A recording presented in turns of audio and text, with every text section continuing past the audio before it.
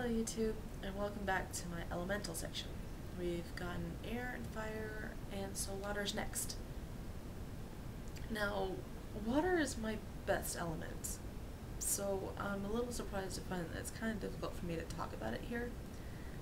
Not because I can't think of anything like helpful, but I'm kind of thinking of too much that's helpful. Like I was writing out the list of things that water makes me think of, and it's like twice as long as everything else. I think it's because water is a very changeable element. It's got three forms: solid, liquid, and gas. Vapor, water vapor. As such, it's a strong element for anything involving change, and the metaphorical application is just boundless.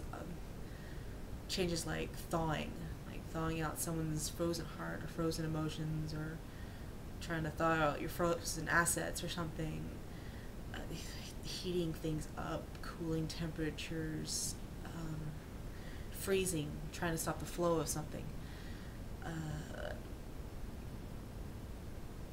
One protection spell that I like is when I'm feeling really emotionally vulnerable. I think, like, if you've ever taken an ice cube tray and filled it up and you put it in the freezer, and then you wait for a while and then pull it out, but you'll find that, like, the outside of the ice cube is frozen but the inside is still water. So when I'm feeling emotionally vulnerable, all weak and sloshy on the inside, I can imagine, like, forming that ice crust over me, and it makes me feel a little more detached, a little stronger against whatever I'm facing. Again, if you're trying to figure it out for yourself, it might be easier to start on the scientific, logical path. On a molecular level, water will form itself to its container.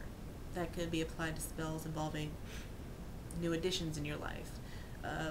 Like if you have a new dog that you're hoping will adjust well to your family. Water is cohesive, which means that it sticks to itself, and adhesive, which means it sticks to other things, which is excellent for applications towards bonds, things like that. It's also the key to osmosis, achieving balance. Water can be absorbed or repelled. It's the universal solvent, so breaking bonds between others. Like many other elements, it can heal or destroy. It can warp wood, wash away stone and earth, become a typhoon or a tsunami, but it can also be soothing to a burn or hydrating. Ice can both preserve or destroy. Think about freezer burn. Water vapor, condensation, the whole nature of the water cycle, just an endless cyclical process. I mean, the metaphorical contexts are endless. And water, thankfully, is easy to get to know. It's something as simple as a shower or playing in the bath like you're a little kid again.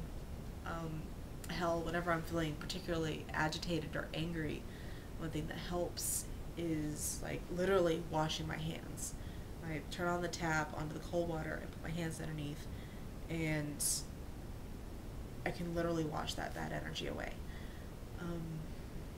An interesting way to wake yourself up is to drink a big glass of really cold water. Like, our tap water around here is kind of, I mean, it's not bad, but the water only really tastes good when it's very cold, and the shock to your system just let's see. Another great way is to swim.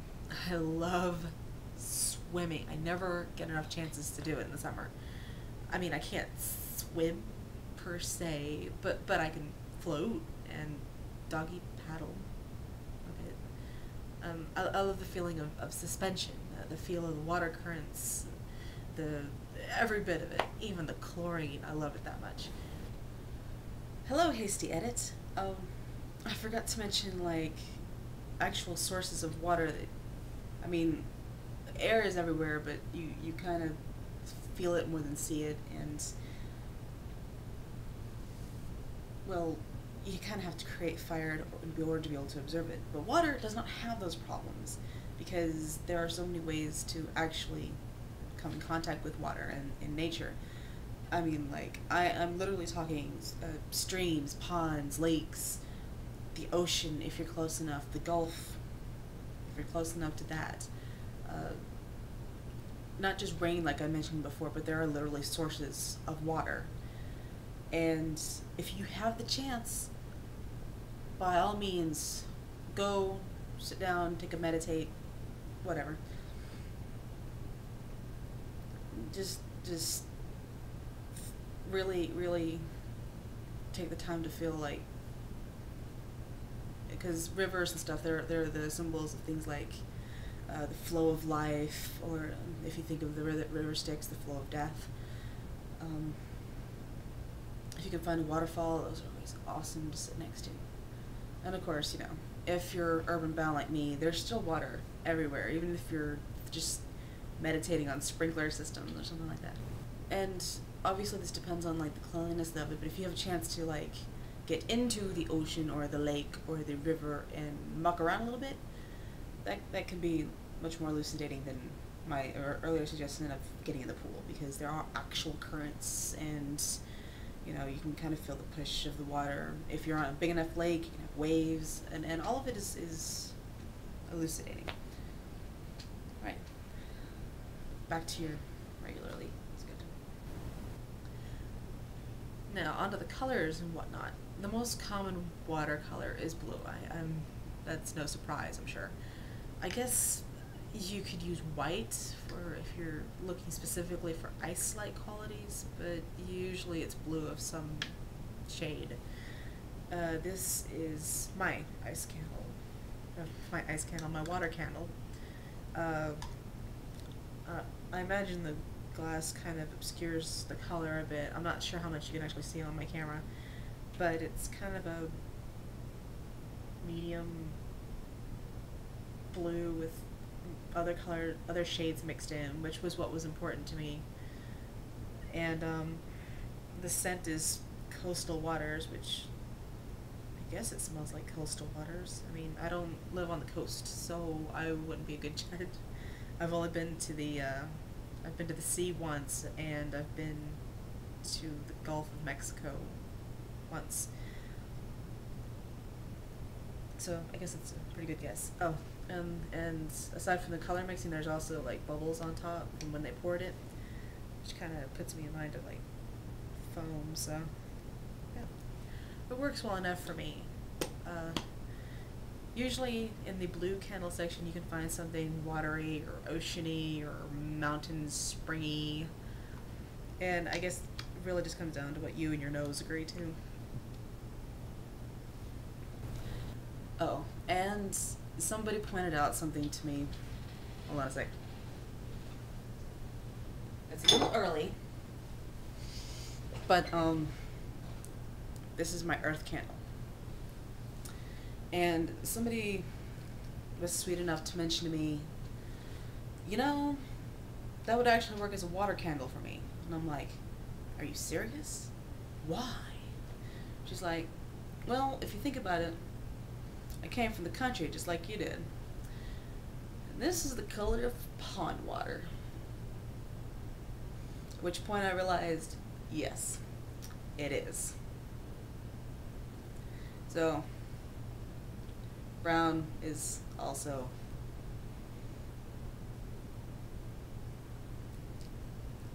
it'll work. It'll work if your mindset is correct. Alright, and surprisingly that's all I've got really to say that's concrete. You'll find that many things that appeal to you very strongly appeal to your intuition. Because, like I said before, magic is an intuitive process. So a lot of what happens of a magical nature, you're going to feel right here. And like in this case, water is my strongest element. It's the one that I'm most in tune with. And because of that, it's hard for me to describe exactly what I'm thinking because I don't think it so much as feel it. That sounds like a totally big cop-out, but like the other elements I had to work on. And because of that, they started from the logical, word-based kind of process, and from there I was able to get a feel for them and understand them. For this element, we're kind of working backwards. Or forwards, I'm not really sure, because with water I felt the connection first, and then I had to try and figure out how to explain it. And when you start working magic and start getting that spiritual vibe going on, you'll understand exactly what I mean, but you won't be able to explain it because it's intuitive. It's a non-logical process, and it's much easier to feel it than to explain it. So surprisingly, my best element is going to be the short video. That's just the way the things work out sometimes. Alright, so we finished water, and the next up is earth. Now earth is going to be exactly the opposite of this because I had to do a lot of logical processes before I was able to understand earth per se.